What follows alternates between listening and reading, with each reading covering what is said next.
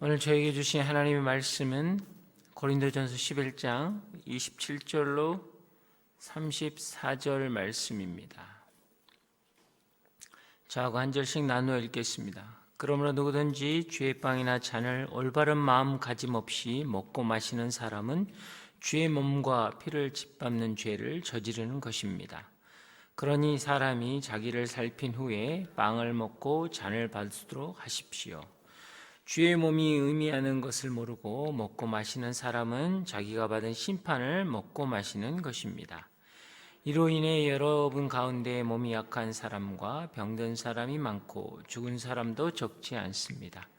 우리가 우리 스스로 살핀다면 심판을 받지 않을 것입니다. 그러나 지금 우리가 주께 심판을 받아 징계를 받는 것은 우리가 세상과 함께 정죄받지 않도록 하려는 것입니다. 그러므로 내 형제들이여, 여러분이 먹으려고 모일 때 서로 기다리십시오. 누구든지 배가 고프면 집에서 먼저 먹도록 하십시오. 이는 여러분의 모임이 심판받지 않게 하려는 것입니다. 나머지 문제들은 내가 가서 말하겠습니다. 아멘. 여러분, 하나님의 말씀이 여러분과 함께하길 주의 이름으로 축복합니다. 네, 성령의 능력이 여러분의 삶을 붙잡길 주의 이름으로 축복합니다. 네. 성찬은 주님께서 제자들과 최후의 만찬을 할 때 식탁에서 식사를 하고 그 식탁에 있는 떡과 포도주를 떼어서 또 들어서 나를 기념하라 라고 하신 말씀입니다. 그래서 성찬은 예수님께서 친히 제정하신 예식입니다. 그래서 초대교회에서는 이것을 기념하기 위해서 교인들이 각자 자신들의 집에서 형편에 따라서 먹을 것을 준비해서 교회에 모여 공동으로 식사를 하면서 교제를 나누었습니다. 그리고 주의 죽으심을 기념하며 떡과 잔을 나누고 성찬을 거행하게 되었습니다. 그래서 이 성찬에 대한 신학적인 견해는 조금씩 다릅니다. 이렇게 만찬이 전체적으로 성찬의 개념이다라고 이야기하기도 하고, 성경에 나와 있는 것처럼 먼저 예찬을 하고 함께 사랑의 식사를 나누고 난 후에 이후에 성찬 예식을 해서 했다라는 주장도 있습니다. 그래서 일반적으로는 후자적인 의견이 많은데요. 함께 떡을 나누면서 함께 사랑의 교제를 한 후에 이것이 이제 연속적으로 주님의 살과 피를 마시는 주님이 우리를 죽으심을 기념하는 그런 나눔을 가졌다라는 것이죠. 그런데 우리가 계속 이 고린도전서를 보면서 안 것처럼 문제가 신분의 자유함이 있고 또 부유함이 있었던 사람들이, 넉넉한 사람들이 음식을 먼저 가져와서 그들이 가난하고 또 종되었던 신분이고 생활고에 힘들어서 그 시간에 맞춰올 수 없었던 어려운 사람들을 배려하지 않고 먼저 먹고 마심을 탐하고 즐김으로 술 취하고 배부름으로 그들의 것들만 취하는 그런 문제들이 생기게 되었다라는 거죠. 결국 가난하고 힘들고 어려웠던 사람들은 그것 때문에 마음에 상처를 받게 되고 사랑의 교제는커녕 빈부와 신분의 차이를 가르는 어떤 또 하나의 파당을 나누는 그런 어려움의 상황에 있었다라는 것입니다. 이것에 대해서 오늘 사도 바울은 분명하게 이야기합니다. 너희가 올바른 마음가짐 없이 먹고 마시는 사람은 주의 몸과 피를 짓밟는 죄를 짓는 것이다 라는 거죠. 그래서 그거에 대한 구체적으로 그렇지 않기 위해서는 어떻게 하냐라는 것은 33절, 34절에서 이야기하죠. 내 형제들이여, 여러분이 먹으려고 모일 때 서로 그래서 기다리십시오. 누구든지 배가 고프면 먼저 집에서 먹고 오십시오라고 되어 있습니다. 마치 이들은 예찬이 빠져버린 성찬만을 이야기하고 있다라는 겁니다. 우리가 그리스도인으로 이야기한다면 삶이 없는 예배를 드리고 있다라는 거죠. 여러분, 삶이 없는 예배는 종교입니다. 하나님께서 우리에게 신약에 새로운 계명을 주셨는데 그 새로운 계명은 뭐냐면 내가 너희를 사랑한 것처럼 너희도 서로 사랑하라라는 것이었습니다. 내가 너희를 사랑하는 것은 예수 그리스도의 십자가의 사랑이요 하나님의 독생자를 주신 사랑이었습니다. 그 희생과 그 헌신과 그 고백이 우리에게 있었기 때문에 그 마음을 가지고 우리의 삶의 자리로 나아가라는 거죠. 여러분, 그래서 사랑은 감정이 아니라 희생이고 헌신인 것입니다. 내가 한 것처럼 너희도 하라라는 거죠. 마치 십자가의 비밀처럼 하나님과 나와의 수직적인 관계와 성도의 수평적인 관계가 만났을 때, 그 중심에 예수 그리스도가 세워졌을 때, 그럴 때 우리 안에 놀라운 역사가 있다라는 거죠. 여러분, 그렇습니다. 수직적인 관계에서 나와 하나님의 관계가 회복될 때 그 중간에 예수 그리스도가 계신 것처럼 수평적인 관계에서도 마찬가지로 나와 성도와의 관계에서 그 중심에 예수 그리스도가 계셔야 한다라는 거예요. 그래서 우리는 여러분 같은 하나님을 바라보는 것이 절대로 아닙니다. 우리의 삶이 다르고 배경이 다르기 때문에 내가 만난 하나님과 저 사람이 만난 하나님이 같을 수는 없어요. 기도의 스타일도 다르고 교단마다 예배의 스타일도 다릅니다. 찬양도 다를 때가 있고 여러분 너무나 많이 다르다는 거예요.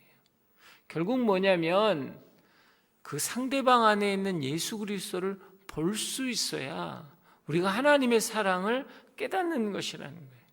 내가 보기에는 연약하고 부족하고 감당하기 어렵고 내가 정죄의 대상이 될 수 있는 그 사람, 그러나 주님은 그 사람을 어떻게 보고 계시냐라는 것입니다. 현장에서 가늠한 여인에 대해서 주님은 어떻게 보셨습니까? 그리고 또 태어날 때부터 장님이었거나 안진병이었던 그 사람들에게 대해서 주님은 어떻게 대하셨냐라는 거예요. 율법으로 보면 돌로 쳐 죽여야 하고 율법으로 보면 하나님께 저주받은 인생입니다.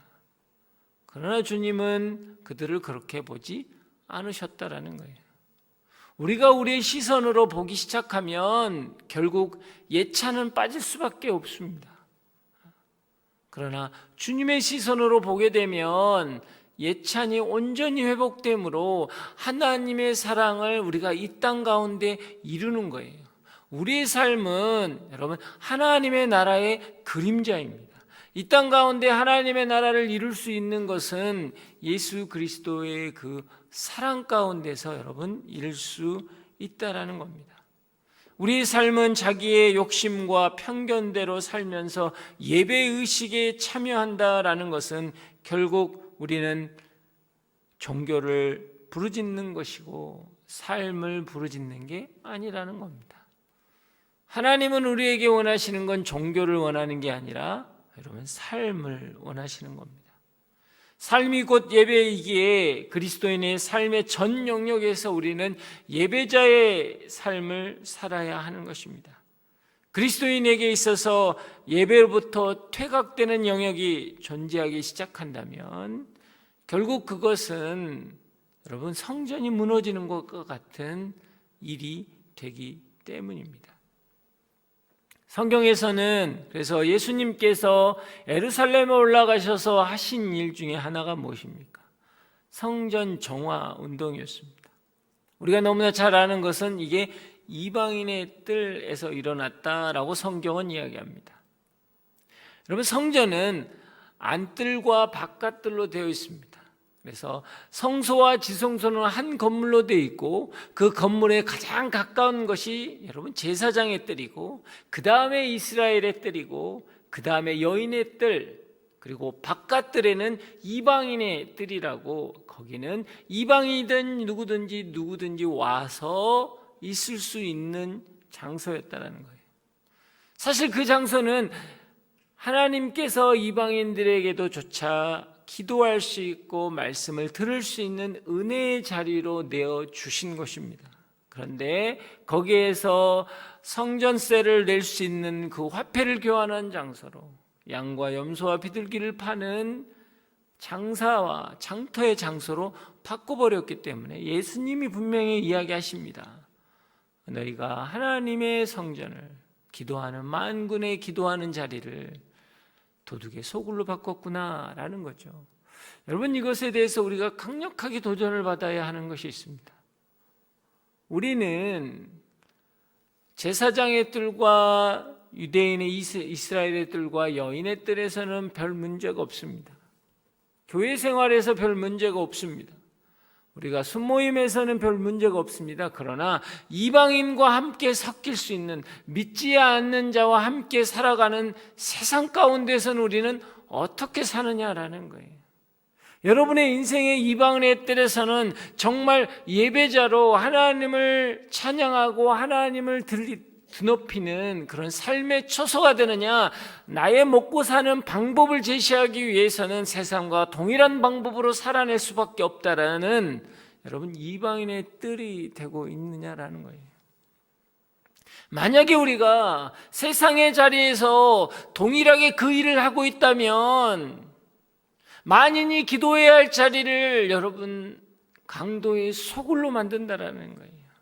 우리는 하나님이 거하시는 성전인데 그 성전이라면 반드시 이방인의 뜰이 있을 수밖에 없는 거예요.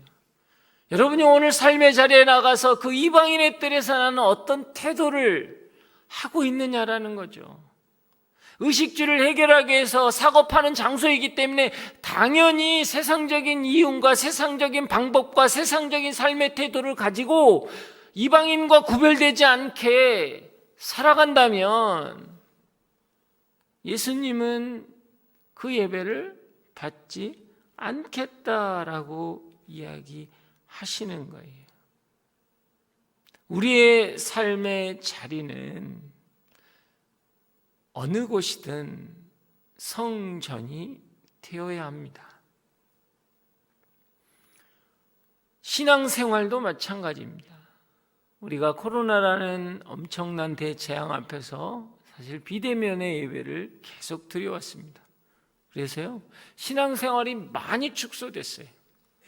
예전에는 순모임 가려고 해도 여러분이 시간을 일찍 내야 되고 또 애들도 다 챙겨야 되고, 그래서 뭐 애들 간식부터 해서 여러 가지 바리바리 해서, 그래서 순모임 가면 거기서 모임하고 또 오면 보통 4시간, 5시간을 준비합니다.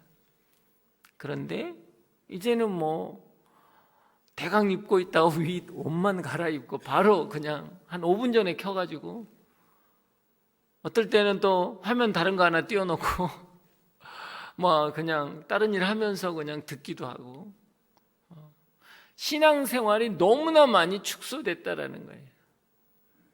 주일날 예배 오기 위해서 잘 옷을 차려입고 뭐 샤워도 하고 나름대로 준비하고 왔는데 이제는 그렇지 않다라는 거예요.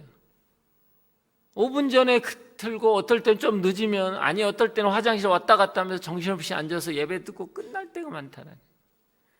이게 우리의 신앙생활로 전락했다라는 겁니다. 여러분, 신앙은 신앙생활이 아니라 생활신앙이지. 나의 생활신앙은 어떠냐라는 거예요. 어떤 공식적인 공예배가 드려지는 그 시간 외에 나는 어떤 예배를 드리고 있느냐라는 겁니다. 이게 바로 초대교회의 가장 큰 문제였다라는 거예요. 먹고 마심이 나쁜 것은 아니지요. 그러나 그 먹고 마심에 있어서 나의 이익과 나의 생각과 어떤 나의 끼리끼리 모이는 것, 나하고 어울리는 사람들, 부유한 사람끼리, 권력 있는 사람은 권력 있는 사람끼리 먼저 와서 먹고 마심으로 그냥 끝내버리는 거예요. 그리고 성찬으로 가는 거죠. 그것은 진정한 하나님의 성찬이 아니라는 겁니다. 우리의 삶은 어떻습니까? 여러분, 가인과 아벨의 제사를 보십시오. 가인은 받지 않고 아벨의 제사는 하나님이 받으셨습니다. 성경은 이야기합니다. 하나님께서 아벨의 제사를 받는 이유는 아벨이 믿음으로 가인보다 하나님께 나은 제사를 드렸습니다. 여러분, 하나님께서 기뻐하는 예배는, 그리고 하나님께서 받으시는 예배는 단지 그 시간에, 그 장소에서, 그 모습으로 드리는 게 아니라는 거예요. 지나왔던 모든 시간에, 모든 상황에, 모든 순간에서 믿음으로 살아왔느냐, 죄를 이기며 왔느냐, 하나님을 향한 어떤 마음을 가지고 살아왔느냐, 이 예배를 하나님은 받으신다라는 거예요. 하나님이, 여러분, 우리가 아시는 하나님은 엘로이, 하나님은 우리를 아신다라는 거거든요. 하나님은 우리를 아신다. 하갈이 사라에게 여러분 학대를 받을 때, 그가 애를 임신하고 나서 사라를 무시했을 때 사라가 너무나 힘들어하잖아요. 그래서 아브라함에게 이야기합니다. 어떻게 종이 나를 이렇게 괴롭게 할 수 있느냐. 그래서 그럼 당신 마음대로 하시오 해서 사라가 하갈을 굉장히 학대합니다. 그래서 학대를 당하다 못해서 뛰쳐나가서 도망나가지. 그가 광야에 홀려 있을 때 하나님의 천사가 와서 그에게 이야기합니다. 너가 아들을 낳을 것이고 그 아들을 큰 민족을 이룰 것이라 라는 축복과 언약을 주셨어요. 하갈이 고백이 그거였어요. 하나님이 아시는구나. 하나님이 보셨구나. 하나님이 감찰하시는구나. 그게 엘로이예요. 그 하나님이 우리의 예배를 받으시는 겁니다. 나보다 나를 더 잘 아시는 하나님, 우리의 삶의 모든 것을 감찰하시는 하나님, 그 하나님이 오늘 나의 입술의 고백을 아신다라는 거예요. 어떤 마음으로 드리는지, 어떤 상황 속에서 드리는지를 안다라는 거예요. 여러분, 우리가 성찬에 참여한다라는 것을 그냥 예전으로만 받아들이면 저희는 2년 반 동안 성찬을 해본 적이 없습니다. 그러면 이 본문이 우리와 별 관계가 없을 수 있죠. 여러분, 그러나 그게 아니라는 거예요. 성찬의 의미는 무엇입니까? 주님의 피와 살을 우리가 먹고 마신다라는 것입니다. 그 이야기는 뭐냐면 결국 주님과 우리가 한 몸이 되었다라는 거예요. 한 몸이 되었다라는 것은 주님이 우리를 받아주시고 주님이 우리를 여러분 품어주신다라는 거거든요. 내 안에 예수 그리스도가 계시다라는 이야기예요. 오직 성령으로 말미암지 않고는 주를 주라고 할 수 없느니라. 너는 성령이 거하는 성전이다 라고 말씀하시는 것, 그게 바로 여러분 성찬의 의미라는 거죠. 매일 우리가 말씀을 되새기며 산다라는 건 성찬 앞에 나아가는 거예요. 주님의 살과 피에 참여한 우리가 세상 가운데서 어떻게 살아야 하는가를 선포하는 거예요. 오늘 내가 말씀을 들었다라는 것은 뭐예요? 말씀이 육신이 돼서 우리 가운데 거하신 예수 그리스도잖아요. 그 주님을 먹고 마시는 거란 말이에요. 그렇기 때문에 우리는 성찬 앞에 서는 거예요. 성찬만 우리가 제대로 드리고 있다면 우리 인생은, 우리의 예배는, 우리의 삶은 온전히 회복될 수 있다라는 거죠. 주님이 나와 함께 하시기 때문에. 여러분, 그러나 그것만으로 끝나는 건 여러분 아니라는 겁니다. 분명한 것은 무엇입니까? 성찬의 의미는 주님이 나를 위해서 죽으신 거로 끝나는 게 아니라 주님이 나를 통해 여러분 사시는 거예요. 우리가 너무나 잘 아는 갈라디아서 2장 20절의 말씀 우리가 반드시 깨달아야 합니다. 내가 그리스도와 함께 십자가에 못 박혔느니 이제는 내가 산 것이 아니오 오직 내 안에 예수 그리스도께서 사신 것이라. 이제 내가 육체 가운데 사는 것은 나를 사랑하사 나를 위하여 자기를 버리신 하나님의 아들을 믿는 믿음 안에서 사는 것이다. 이것이 우리의 신앙 고백이잖아요. 내가 그리스도와 함께 십자가에 못 박혔다는 거야. 나의 옛 자아는 이미 죽었다는 거죠. 거기서 끝나버리면 안 된다라는 겁니다. 예수 그리스도가 다시 사셨다라는 신앙 고백이 있어야 하는 거예요. 내 안에 예수 그리스도가 다시 사셔서 나를 주장하시고 나를 온전케 하시는 그분, 그래서 내가 예수님의 이름으로 오늘 기도할 때 그분의 부활의 영광이 우리 가운데 나타나야 한다라는 거예요. 그게 믿음이라는 거예요. 우리가 믿음 안에 산다라는 것은 내가 죽으면 천국 간다라는 개념이 아니라는 거죠. 예수님이 내 삶에서 사셨기 때문에 부활의 주님이 보혜사 성령을 우리 가운데 보내셔서 그분을 통해서 내가 삶을 살아내기 때문에 나의 선포는 능력이 있는 거예요. 나의 고백은 능력이 있는 거예요. 그 하나님을 바라보고 나아갈 때마다 우리 삶 가운데 온전한 하나님의 나라를 경험할 수 있다라는 겁니다.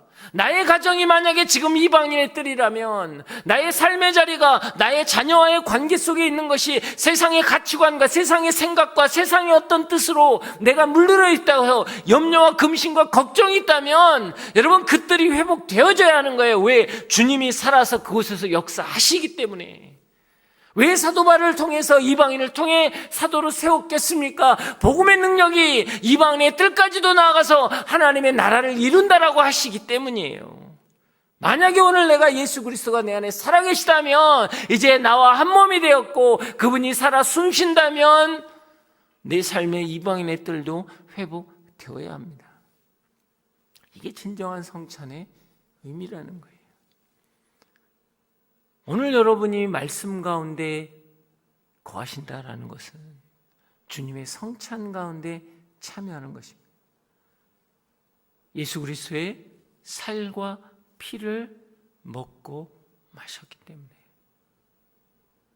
오늘 성경에서는 이렇게 이야기합니다. 30절에 이로 인해 여러분 가운데 몸이 약한 사람과 병든 사람이 많고 죽는 사람도 적지 않습니다. 성찬을 헛되게 여기고 그 말씀을 받는 것, 하나님 앞에 나오는 마음가짐이 헛되었을 때 일어나는 현상이 약해지고 병들고 죽는다라고 오늘 성경은 이야기합니다. 저는 그런데 여러분에게 이렇게 한번 도전하길 원합니다. 자, 이 성경은 한번 반대로 읽어보세요. 내가 예수 그리스도 안에서 온전한 예배자로 은혜 안에서 온전한 삶을 살아낸다면 병든 자는 회복될 것이고 죽은 자가 일어날 것이고 연약한 자가 여러분 담대해지고 강력해진다라는 게 말씀이잖아요. 죄 가운데 있고 성찬을 더럽힌 사람들이 이런 현상이 있다면 결국 성찬을 회복한 성도들의 삶은 어떨 거냐라는 거예요. 오늘 우리의 삶 가운데 병든 자들이, 죽은 자들이 영원히 회복되고 온전해진다라는 게 오늘 하나님이 우리에게 주신 메시지라는 거예요. 그래서 너희는 정죄함을 받는 것이 아니라 징계함을 받는 것이다. 비록 우리에게 고난이 오고 비록 우리에게 아픔이 올지라도 그것은 내 영혼을 일으키고 죽은 자를 살리시는 그 하나님의 놀라운 역사가 성찬 가운데 우리 안에 흘러넘치게 하시겠다라는 말씀인 거예요. 그래서 이 잔을, 이 떡을 먹을 때마다 기념하라고 하신 이유가 거기에 있다라는 거예요. 나는 너희를 살릴 것이다. 나는 너희를 온전케 할 것이다. 나는 너를 일으킬 것이다는 하나님의 메시지라는 거예요. 우리는 두려움을 받는 게 아닙니다. 우리는 염려와 근심 가운데 이 죄 하나 지었기 때문에 나는 또 벌을 받아야 되나, 그 뜻이 아니라는 거예요. 내가 수만 가지의 죄를 지었더라도 오늘 내가 주님 앞에 회복되어서 고백하고 회개하며 무릎을 꿇었을 때 거룩한 성령의 역사가 일어난다라는 거예요. 너가 성전을 회복하는 그 순간에 나는 역사하리라, 온전케 되리라, 일으키리라는 하나님의 메시지가 우리 안에 있다라는 겁니다. 그것을 믿으십니까? 그 말씀을 믿으십니까? 그러면 오늘 붙잡는 그 말씀을 통해 하나님의 임재가 우리 가운데 있는 것이고요, 우리는 그 성전이 회복되고 성찬에 참여하는 자가 되기 때문에 거룩한 역사가 일어날 것입니다. 여러분의 가정 안에, 여러분의 자녀 안에, 여러분의 삶의 자리 안에 그 믿음이 여러분을 살리길 주의 이름으로 축복합니다. 오늘 시간 기도하며 나아가겠습니다.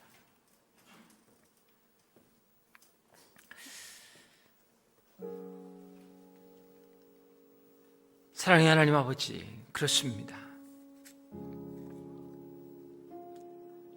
신앙생활, 기도하고 예배드리고 말씀 읽고 순모임하고 하나님 거기에 멈춰있지 않기를 원합니다. 우리 삶이 이제 생활신앙으로 가기를 원합니다. 내 가정에서 내 배우자와 함께, 내 자녀와 함께, 내 의식주를 해결하는 세상 앞에서 다시 한번 말씀 붙잡기를 원합니다. 그 말씀을 내가 붙잡을 때 우리 안에 거룩한 성전이 회복될 것입니다. 주님 앞에 나아가는 것이고, 주님이 나와 함께하는 것이고, 주님이 살아서 내 삶에 역사하시는 것입니다. 그 거룩한 능력이 나타날 때 우리의 삶 가운데 온전한 회복이 일어날 것입니다. 하나님의 나라가 선포될 것입니다. 주님 역사하여 주시옵소서. 믿음으로 선포하는 자마다 회복이 있을지어다. 하나님 역사하여 주시옵소서. 다 함께 주여 외치고 기도합니다. 주여! 사랑의 하나님 아버지, 그렇습니다. 하나님, 성찬은 나를 위해 죽으심으로 끝나는 것이 아니고 이제는 주님이 나를 통해 사신 것입니다. 이제는 내가 십자가에 못 박혔나니 내가 사는 것이 아니라 오직 예수 그리스도가 내 안에서 사심을 선포하며 나가길 원합니다. 내가 입술로 고백할 때, 내가 찬양하며 기도할 때 하나님의 거룩한 역사가 일어나게 하여 주시옵소서. 우리의 삶의 모든 순간이 내가 받는 성찬의 사람으로 분명한 믿음을 가지고 살아가기 시작하므로 우리 안에서 예수 그리스도가 살아 역사하시는 놀라운 은혜가 있게 하여 주시옵소서. 떡과 잔을 가지고 말씀 안에서 매일매일 주님의 살과 피를 먹는 자가 되게 하여 주시옵소서. 그분의 살과 피를 매일 먹고 마심으로 내가 생명을, 내가 온전히 회복됨을 경험하는 놀라운 역사가 있게 하여 주시옵소서. 성령의 아버지로 주시옵소서. 우리의 가정 가운데, 우리의 삶의 자리에서 그 주님의 임재를 경험하며 나가는 인생 되게 하여 주시고, 다시 한번 내가 일어나며 회복되며 나아갈 수 있게 하여 주시옵소서. 주님 붙잡아 주시옵소서. 주님 만져 주시옵소서. 하나님 아버지, 그렇습니다. 나도 모르게 내 삶에 이방인의 뜰이 무너져 있을 때가 있습니다. 다시 한번 하나님 앞에 나아가기를 원합니다. 이방인의 뜰은 하나님의 은혜의 자리입니다. 그들 또한 하나님께 나아올 수 있도록 허락된 자리라는 것입니다. 하나님, 그 은혜를 놓치지 않기를 원합니다. 나의 생각, 내 근심, 내 염려, 내 가치관으로 물들어 있는 그 자리에 하나님의 은혜가 임하게 하여 주시옵소서. 그리고 내가 새롭게 되기를 원합니다. 그 말씀을 붙잡고 나아갈 때마다 하나님의 놀라운 역사가 있게 하여 주시옵소서. 성찬을 더럽히면 약해지고 병들고 죽는다고 하지만 성찬이 회복되면 담대해지고 강해지고 회복되고 살아날 것입니다. 오늘 내가 그 말씀으로 하나님의 성찬을 회복하게 하여 주시옵소서. 성령을 통해 내가 새롭게 됨을 경험하게 하여 주시옵소서. 그 말씀을, 능력을 경험하는 자마다 하나님 회복되게 하여 주시고 일어나게 하여 주시고 죽은 자가 사는 거룩한 성령의 역사가 일어나게 하여 주시옵소서. 다시 한번 주여 외치고 기도합니다. 주여! 사랑의 하나님 아버지, 그렇습니다. 내 삶 가운데 말씀이 육신이 돼서 우리 가운데 임하신 그 주님을 바라보는 순간, 주님이 사시는 순간 무너져 있던 내 자녀들이 깨어날 것입니다. 좌절하고 낭망해 있던 내 자녀들이 꿈을 꾸기 시작할 것입니다. 내 가정이 다시 한번 소망함을 가지고 일어날 것입니다. 주님 역사하여 주시옵소서. 나의 삶의 자리에서 내는 낭망하고 죄에 타협하고 무너졌던 내 삶의 자리들이 하나님의 놀라운 성령의 역사를 통해 다시 일어나게 하여 주시옵소서. 하나님, 죽었던 영혼들이 살아나는 것처럼 그 생명수를 경험케 하여 주시고, 하나님의 놀라운 은혜를 통해 성전 문지방에 흐르던 그 물이 하나님이 헤엄칠 수 없는 강을 이루고 그 안에 생명이 자라나는 것처럼, 오늘 우리의 삶의 자리가, 우리의 가정이, 우리의 인생이, 우리의 자녀들 가운데 하나님의 그 놀라운 역사가 경험되게 하여 주시옵소서. 주님 은혜 내려 주시고 주님 붙잡아 주시옵소서. 주여 만져 주시옵소서. 사랑의 하나님 아버지, 그렇습니다. 하나님이 허락하신 이 가정, 하나님이 허락하신 자녀, 하나님이 허락하신 공동체, 삶은 허락됨이지 선택이 아닙니다. 그것에 대해서 내가 감사할 수 있게 하여 주시옵소서. 상황을 바꾸는 것이 아니라 그 상황 가운데 하나님의 성전이 회복되기를 원합니다. 주님이 주신 성찬이 회복되기를 원합니다. 말씀으로 회복되게 하여 주시고 말씀이 능력되게 하여 주시옵소서. 그것을 통해 우리는 다시 한번 일어날 것입니다. 우리의 삶의 자리에서 우리의 자녀들이, 우리의 가정이, 내 인생이 다시 한번 하나님의 나라를 경험하는 놀라운 역사가 있게 하여 주시옵소서. 은혜 내려 주시옵소서. 이제는 우리 주 예수 그리스도의 은혜와 하나님의 그 크신 사랑과 성령의 교통하심과 만지심이 모든 삶의 자리에서, 모든 시간에, 모든 상황 속에서 하나님의 온전한 성전을 회복하기를 원하는 여기에 머리 숙인 한 분 한 분 위에, 이분들의 가정과 삶의 자리 위에, 그리고 자녀들과 그 인생 위에, 이 나라와 이 민족 위에, 저 북녘 땅 위에, 그리고 우크라이나 땅 위에 지금부터 영원히 함께 하시기를 간절히 축원하옵나이다.